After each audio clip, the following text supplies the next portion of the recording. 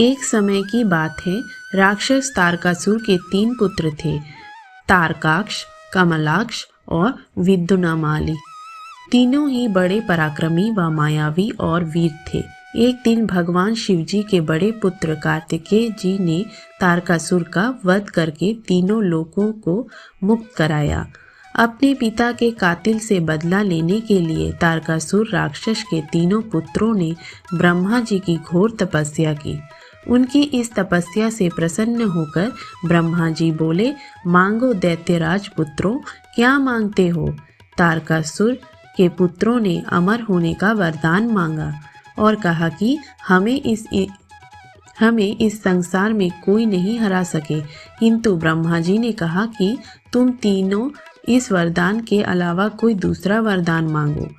मैं ये वरदान तुम्हें नहीं दे सकता। वो इसलिए कि इस धरती पर जो जन्म लेता है वह अवश्य मृत्यु को प्राप्त होता है, क्योंकि केवल मृत्यु ही सदाचारी है।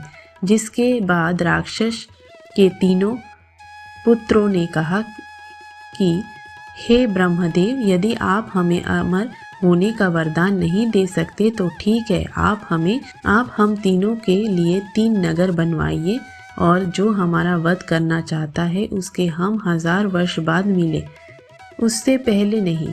और जब हम मिले तो हमें एक ही तीर से गिराए जाए, ऐसा वरदान दीजिए। ब्रह्मा जी ने तीनों राक्षस पुत्रों को तथास्तु कहते हुए अंतर्ध्यान हो गए। इसके बाद उन तीनों राक्षसों ने मिलकर तीनों लोकों पर अपना कब्जा जमा लिया, क्योंकि ब्रह्मा जी के वरदान अनुसार उन्हें मारने वाले 1000 वर्ष बाद आएंगे। जिसके बाद सभी देवगण मिलकर भगवान शिवजी के पास गए और इस समस्या का समाधान ढूंढने को कहा। देवताओं की बात सुनकर भगवान शंकर जी ने विश्वकर्मा से कहकर एक भव्य रथ का निर्माण करवाया और उस पर बैठकर तीनों दैत्यों का संहार करने को चल दिए। यह देख सभी राक्षस घबरा गए और हाहाकार मचने लगा। दानवों व देवों में भीषण युद्ध छिड़ गया। युद्ध के समय जब तारकासुर तीनों पुत्रों एक साथ आए तो भगवान शंकर ने उन्हें एक ही तीर से मार गिराया और तीनों लोगों को राक्षसों से मुक्त कराया। जिसके बाद सभी देवों ने भगवान शंकर को त्रिपुरारी नाम दिया।